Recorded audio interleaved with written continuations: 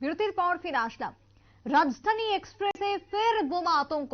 আরো একবার জানিয়ে রাখি, রাজধানী এক্সপ্রেস যে রাজধানীর মতন ট্রেন, তাতে আরো একবার বোমার আতঙ্ক। এবং ভুবনেশ্বর নিউ দিল্লি রাজধানীর শৌচাগার থেকে উদ্ধার হয়েছে বোমার প্যাকেট বলে সূত্রের খবর। 5টি সন্দেহজনক প্যাকেট উদ্ধার করলো পুলিশ।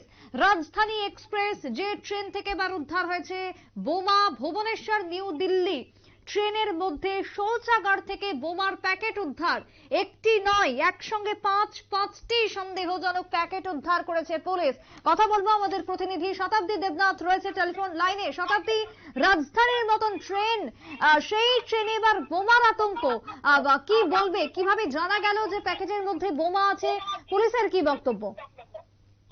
দেখো, শুধুমাত্র যে বোমা আতঙ্ক তাই কিন্তু নয়, তবে সেক্ষেত্রে জানিয়ে রাখি যে কয়েকদিন পরপরই কিন্তু রেল দুর্ঘটনার চিত্র লক্ষ্য করা যায়।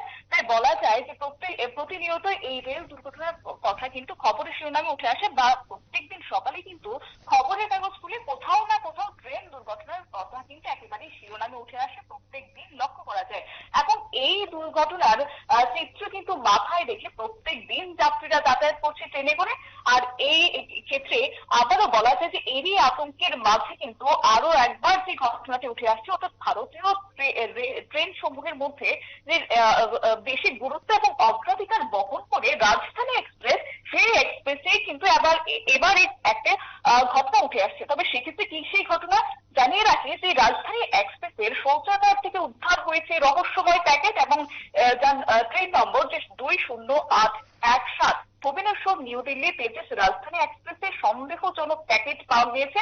এবং এই ঘটনাকে ঘিরে কিন্তু একেবারে ব্যাপক চাঞ্চল্য ছড়িয়েছে বা আতঙ্ক রয়েছে যাত্রীরা এই ঘটনাটি প্রত্যক্ষ করার পর। তবে সেক্ষেত্রে উড়িষ্যা থেকে দিল্লির যোগাযোগ রক্ষাকারী ওই এক্সপ্রেস ট্রেন চক্রধরপুর স্টেশনে আসার পরে কিন্তু যাত্রীরা দেখতে পান যে 10 নম্বর এসি 3 কামরায় কিন্তু বাথরুমের উপরে কিন্তু বেশ কয়েকটি প্যাকেট দেখতে পায়। তবে সেই সঙ্গে কিন্তু কর্তব্যরত যারা রয়েছেন টিটি, সেই টিটিকে কিন্তু যাত্রীর সঙ্গে সঙ্গে ঘটনাটি জানায় এবং সেক্ষেত্রে পুরুলিয়া স্টেশনের স্টেশন ম্যানেজারকেও কিন্তু বিষয়টি সম্পর্কে অবহিত করা হয়।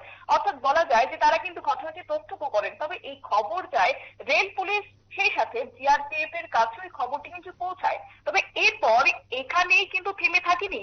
এরপর পুরুলিয়া স্টেশনের 2 নম্বর প্ল্যাটফর্ম 20 B10 কামরায় কিন্তু, অর্থাৎ B10 কামরায় কিন্তু বাথরুম থেকে 5টি প্যাকেট পরবর্তী সময়ে আবারও উদ্ধার হয়েছে এবং রেল পুলিশ জিআরপিএফ এর তৎপরতায় কিন্তু তারা এই প্যাকেটটি উদ্ধার করেছে।